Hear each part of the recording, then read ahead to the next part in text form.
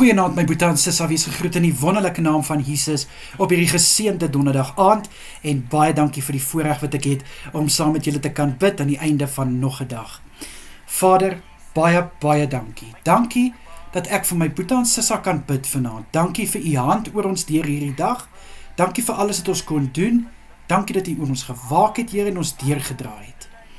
Vader, ek dra elke boete en sissa aan u op, Here, wat nou kan gaan slaap vanaand.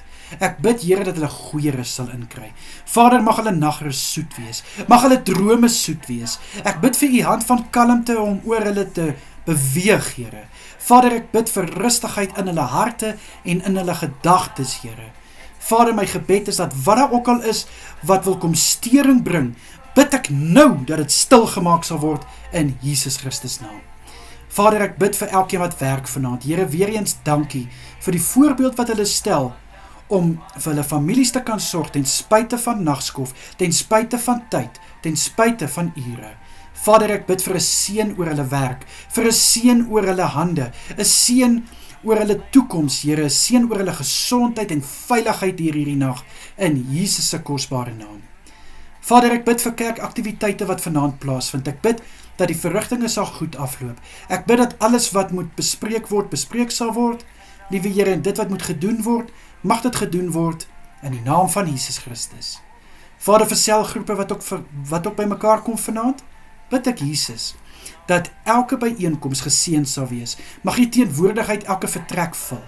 Ek bid in Jesus Christus naam, dat U asseblief die woord sal oopbreek, die leier sal aanraak met 'n boodskap wat elkeen kan vat en hulle eie maak.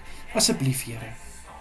En Vader, dan wil ek vanaand vir elke persoon kom bid, elke persoon wat vanaand huil want hulle is moedeloos, huil want hulle weet nie hoe gaan hulle vir hulle kinders sorg nie, huil want hulle weet nie hoe gaan hulle kos op die tafel sit verder in die maand, of hoe gaan hulle rekeninge betaal nie. Vader, ek bid in Jesus Christus naam, dat hulle sal weet, U het vir hulle gesorg in die verlede, hoekom sal U nie nou ook vir hulle sorg nie? Daar is soveel bewyse in die woord, hoe U voorsien het, hoekom sal U dit nie nou doen nie? Ek bid dat hulle sal aanhou op U vertrou, aanhou sal vashou aan U, hulle geloof en hulle hoop op U sal plaas. Asseblief, Here, en ek weet, liewe Here, U gaan vir hulle so verras, dat hulle net sal kan getuig. Dit is my gebed vanaand, vir elke een, in die kosbare naam van Jesus. Vader, sal U ook elke boete en sissa beskerm deur vanaand, en ek bid dat U hulle sal veilig hou, waar hulle self bevind. Dankie, Here, in Jesus naam. Amen en amen.